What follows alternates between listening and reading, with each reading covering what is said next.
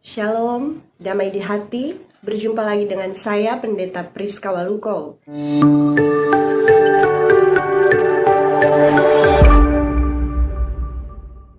Kita akan merenungkan firman Tuhan yang terambil dalam 1 Korintus pasal 3 ayat 10 sampai 23. Sebelum membaca dan merenungkannya, marilah kita berdoa.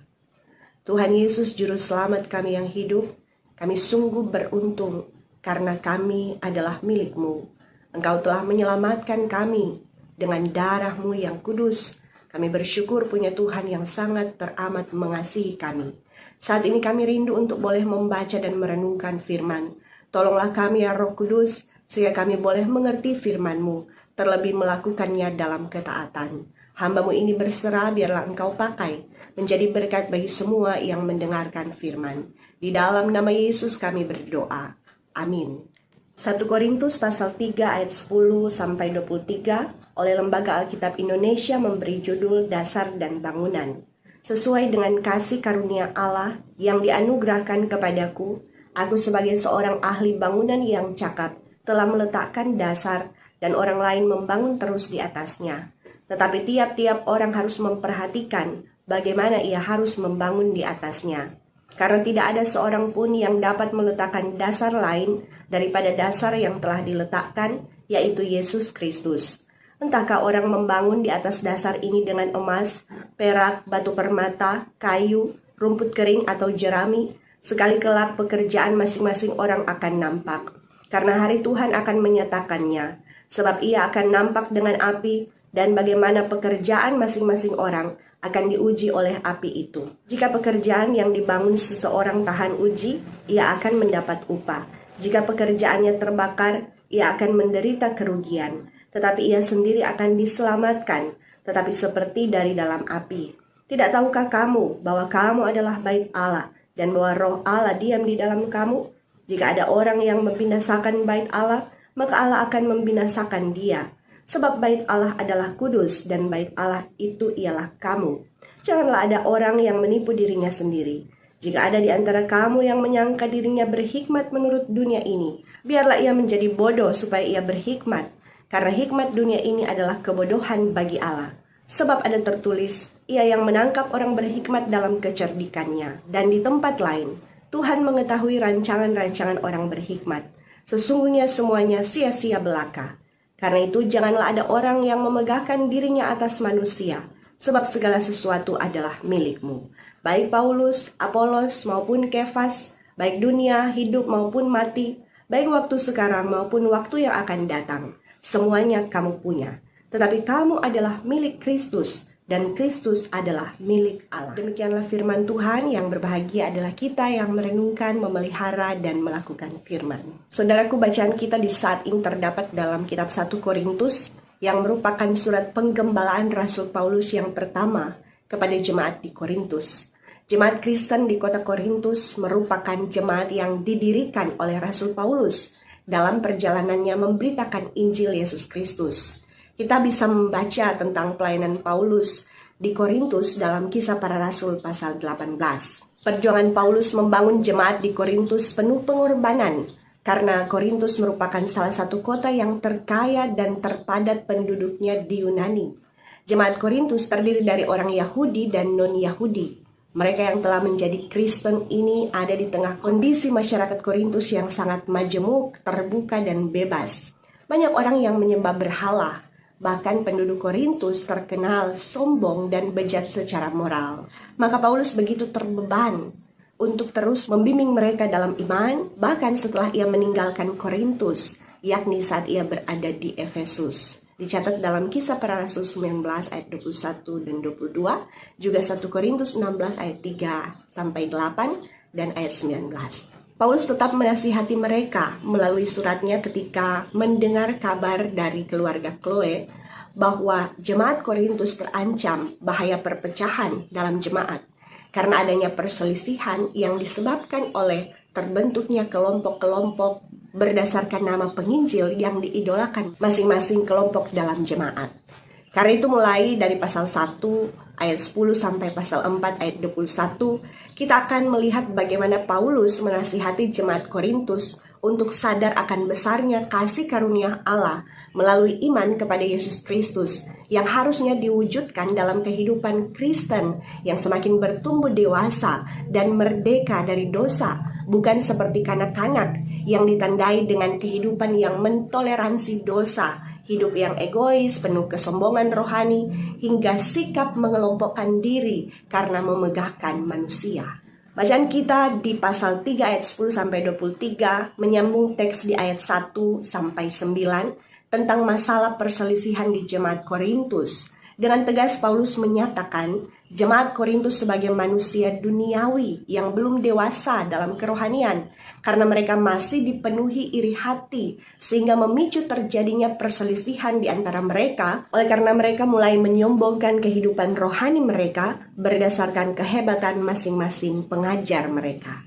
Ada yang menyatakan diri sebagai golongan Paulus, ada yang dari golongan Apolos. Padahal Paulus dengan tegas menyatakan bahwa ia dan Apolos adalah kawan sekerja Allah yang sama-sama mengerjakan ladang Allah dan membangun bangunan Allah. Jemaat Korintus adalah ladang dan bangunan tersebut. Jemaat Korintus adalah milik Kristus, bukan milik para pengajar atau para penginjil yang datang ke sana. Karena itu kita akan melihat penjelasan Paulus kepada jemaat Korintus dengan tujuan agar mereka memiliki pemahaman yang benar tentang hakikat hidup dan persekutuan mereka selaku umat milik Kristus.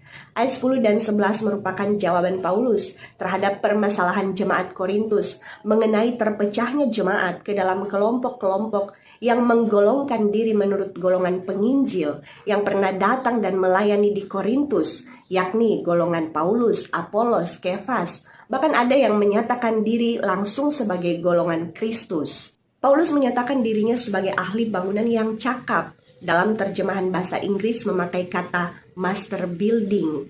Kecakapan Paulus bukan karena ia hebat, tapi karena ia telah meletakkan dasar yang benar di Korintus.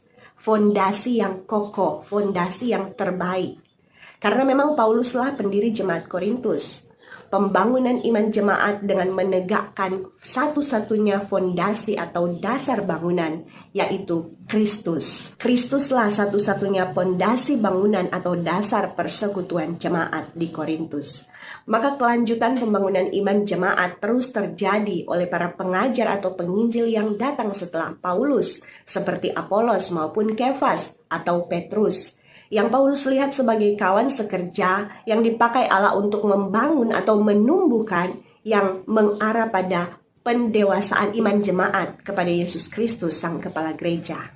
Ayat 12-15. Orang yang membangun di bagian ini menunjuk pada para tukang yang membangun di atas dasar yang telah Paulus letakkan.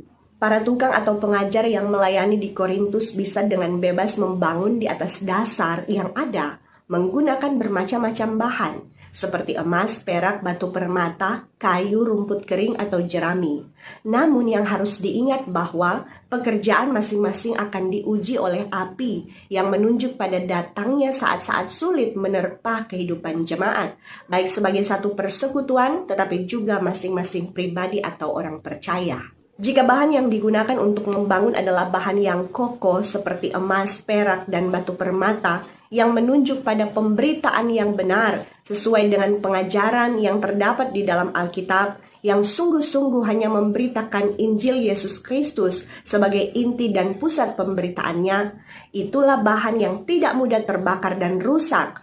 Umat yang menerima pengajaran yang benar tentu akan memiliki hidup beriman yang tetap kuat meski menghadapi pencobaan dan tidak akan meninggalkan imannya dari Yesus Kristus, baik sebagai satu persekutuan tetapi juga sebagai masing-masing pribadi orang percaya. Sebaliknya, jika bahan yang digunakan adalah kayu, rumput kering, dan jerami yang rapuh dan mudah terbakar, menunjuk pada pengajaran yang tidak alkitabiah, hanya sekedar kalimat-kalimat indah yang memotivasi agar mendapat hidup yang senang sejahtera, menyenangkan pendengarnya, apalagi yang hanya menyaksikan pengalaman pribadi tentang kehebatan hidup penginjilnya, sehingga mengurangi pemberitaan tentang Yesus Kristus.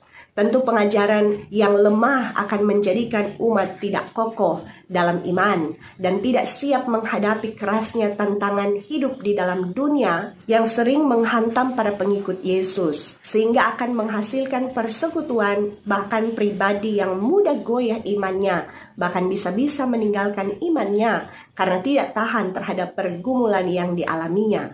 Karena itu Paulus mengingatkan bahwa pada hari Tuhan, masing-masing pekerja Injil akan dimintai pertanggungan jawab dari Tuhan atas pengajaran yang ia berikan kepada umat yang dipimpinnya.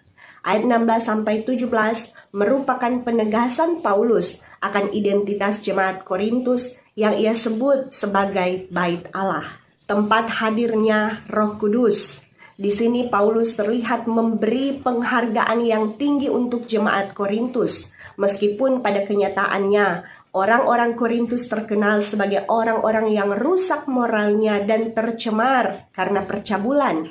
Sebagai kota pelabuhan besar, Korintus banyak didatangi orang dari berbagai penjuru. Di Korintus ada 3 kuil penyembahan berhala yang terkenal. Salah satunya ialah kuil cinta Afrodit atau kuil Dewi Cinta yang menyediakan ribuan pelacur kuil untuk melayani orang yang datang di kuil itu. Percabulan di kuil itu merupakan bentuk penyembahan mereka yang diyakini memberi kesenangan bagi Dewi Cinta di kuil itu yang akan memberkati mereka. Namun orang Korintus yang telah menjadi percaya kepada Yesus Kristus telah dilahir barukan, sehingga hidup mereka baik jasmani maupun rohani telah dikuduskan sebagaimana bait Allah karena telah dikuasai oleh Roh Kudus. Betapa Paulus mampu melihat orang-orang Korintus berbeda dengan dunia memandang mereka. Mereka berharga bagi Allah. Karena itu, jika pengajar Injil tidak mengajarkan umat Tuhan dengan benar, dengan tegas Paulus peringatkan, jika ada orang yang membinasakan bait Allah, maka Allah akan membinasakan dia. Sebab bait Allah adalah kudus dan bait Allah itu ialah kamu. Ayat 18-20 merupakan nasihat Paulus terhadap jemaat Korintus yang sedang diliputi krisis besar yang disebabkan oleh kesombongan diri, kesombongan rohani, sehingga mulai saling merendahkan sesama karena merasa diri berpengetahuan atau berhikmat. Namun orang yang merasa diri berhikmat justru mentoleransi dosa seperti dosa percabulan, menipu sesamanya, mengkotak-kotakan diri ke dalam golongan-golongan pengajar, bahkan mulai saling menyakiti antar golongan. Karena itu dengan tegas Paulus katakan bahwa hikmat dunia, yakni orang yang melakukan apa yang biasa dilakukan orang-orang dunia hanya untuk mendapat prestasi dan prestise dunia, adalah kebodohan bagi Allah. Sebaliknya, orang yang tidak melakukan keinginan duniawi kendati terlihat bodoh di mata dunia, tapi bagi Allah ia adalah orang berhikmat karena melakukan kehendak Allah. Karena hikmat yang sejati hanya didapat di dalam takut akan Tuhan. Amsal 1 ayat 7, Amsal 2 ayat 6. Ayat 21-23 merupakan pernyataan Paulus kepada jemaat Korintus yang berbunyi, "Kamu adalah milik Kristus." Pernyataan tegas ini disampaikan untuk menyelesaikan masalah perselisihan yang terjadi di Korintus. Sampai 2 kali Paulus berkata, semuanya milikmu atau semuanya kamu punya. Kalimat ini berasal dari frase Yunani pantahumon yang dalam bahasa Inggris berbunyi all are yours, yang berarti bahwa jemaat Korintus memiliki segalanya bukan karena hikmat dunia, bukan karena hebatnya mereka, tetapi karena mereka adalah milik Kristus, milik Allah. Karena pada hakikatnya Allah adalah pencipta dan pemilik segala sesuatu di dalam dunia, dan Yesus Kristus adalah anak tunggal Allah yang berkuasa atas segala sesuatu, pemilik segala sesuatu, yang berkuasa memberikan segala sesuatu, berkat jasmani maupun rohani, kepada umat milik kepunyaannya. Saudaraku, betapa besar anugerah yang kita terima ketika kita percaya kepada Yesus Kristus dan menjadi umat milik Tuhan. Karena itu melalui bacaan ini, nasihat Paulus untuk jemaat Korintus juga menjadi pengajaran Tuhan bagi kita. Baik bagi kita sebagai suatu persekutuan atau gereja, tetapi juga sebagai masing-masing pribadi orang percaya. Yang pertama, berpeganglah pada prinsip. Yesus Kristus adalah dasar bagi persekutuan jemaat dan dasar iman orang percaya. Karena itu pemberitaan dan pengajaran yang disampaikan oleh para pelayan Injil, diantaranya para pendeta, gembala, guru agama, atau para pengkhotbah di mimbar-mimbar pelayanan, haruslah menjadikan Yesus Kristus pusat dan inti pemberitaannya. Sebagai jemaat, kita pun harus lebih kritis dalam menerima pengajaran, mendengar firman, yakni berpegang pada ajaran yang sehat, yang sesuai dengan pengajaran Alkitab, Injili, dan Rasuli. Mengingat di era digital ini, kita bahkan bisa menyaksikan pengajaran Kristen, penelaan Alkitab, dan khotbah-khotbah secara bebas di media sosial, terutama di YouTube. Di satu sisi hal ini sangat baik, karena artinya firman diberitakan di seluruh penjuru dunia. Tetapi akan sangat berbahaya bagi pertumbuhan iman anak-anak kita jika pengajaran yang mereka terima adalah ajaran Kristen yang keliru, yang memang memberitakan Kristus, tetapi Kristus bukan lagi sebagai pusat pemberitaan. Kristus yang lain yang diberitakan, Kristus yang tidak menderita, Kristus yang diajarkan mampu memberikan kenikmatan dunia bagi pengikutnya. Yang lebih banyak diajarkan adalah pengagungan terhadap hikmat dunia. Ikut Yesus hidup kaya, sembuh dari sakit, sejahtera dan bahagia, sehingga membentuk orang-orang Kristen yang tidak tahan uji, mengejar nikmat dunia, dan mudah menyerah saat diterpa pergumulan. Ingat, berita Injil Kristus adalah ikut Yesus dengan cara menyangkal diri dan memikul salib setiap hari.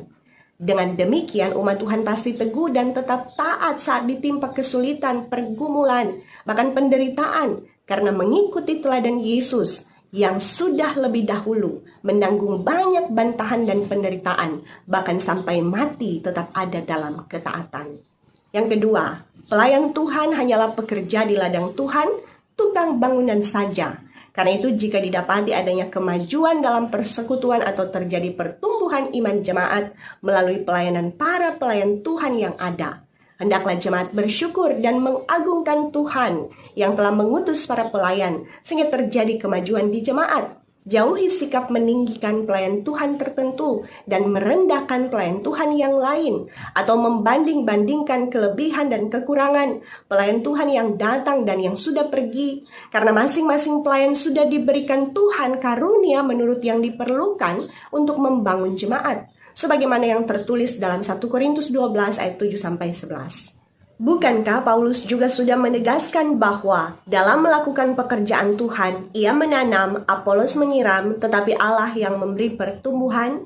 Karena itu yang penting bukanlah yang menanam atau yang menyiram, melainkan Allah yang memberi pertumbuhan. Yang ketiga, bersyukurlah atas identitas kita selaku gereja, baik secara komunal dalam suatu persekutuan, tetapi juga secara pribadi, bahwa kita adalah milik Kristus. Jadi jelas, di dalam persekutuan orang percaya atau gereja, jemaat bukan milik pendeta. Sebaliknya, pendeta bukan milik jemaat, tetapi baik pendeta maupun jemaat adalah milik Kristus. Dialah satu-satunya Tuan atas pelayanan, pemilik ladang pelayanan, dan pemilik tuayan atau jemaat yang dilayani. Ingat, kita dimiliki oleh Yesus Kristus karena kita telah ditebus dan dibayar lunas dengan darah Kristus melalui pengorbanannya di salib. Dengan demikian, maka kita pun diangkat menjadi anak-anak Allah bersama dengan Kristus dan turut menjadi ahli-ahli waris dalam Galatia 4 ayat 7. Oleh iman kepada Yesus, kita menerima anugerah keselamatan dan janji hidup kekal dalam kerajaan Allah. Kita memiliki segalanya karena kita adalah milik Kristus, bukan karena kuat dan hebatnya kita, tetapi karena kita adalah milik Kristus, anak Allah yang empunya segalanya. Karena itu saudaraku, identitas sebagai milik Kristus hendaklah menjadi penguatan bagi kita gereja Tuhan saat berhadapan dengan tantangan, pergumulan, dan tekanan yang seakan membuat kita mulai putus asa, tidak berdaya, atau patah semangat. Ingatlah, kita ini milik Kristus. Kita sangat dikasihi Tuhan Yesus. Tuhan yang berkuasa dan memegang kendali atas hidup kita. Dan ingatlah, dalam kesukaran sekalipun, bahwa Allah turut bekerja dalam segala sesuatu untuk mendatangkan kebaikan bagi kita yang mengasihi Dia. Roma 8 ayat 28. Namun identitas sebagai milik Kristus jangan membuat kita hanya mau tinggal di zona nyaman, apalagi mulai menyombongkan diri, melainkan hendaklah selaku umat milik Kristus kita keluar mencari jiwa yang sesat dan menolong orang yang lemah. Jadilah pemberita kabar keselamatan dimanapun kita pergi dan berada, sesuai dengan yang tertulis dalam 1 Petrus 2 ayat 9. Tetapi kamulah bangsa yang terpilih, imamat yang rajani, bangsa yang kudus, umat kepunyaan Allah sendiri, supaya kamu memberitakan perbuatan-perbuatan yang besar dari Dia yang telah memanggil kamu keluar dari kegelapan kepada terangnya yang ajaib. Terpujilah Kristus. Amin. Terimalah berkat Tuhan. Tuhan akan menjaga keluar masukmu dari sekarang dan sampai selama-lamanya. Amin. Sampai jumpa saudara.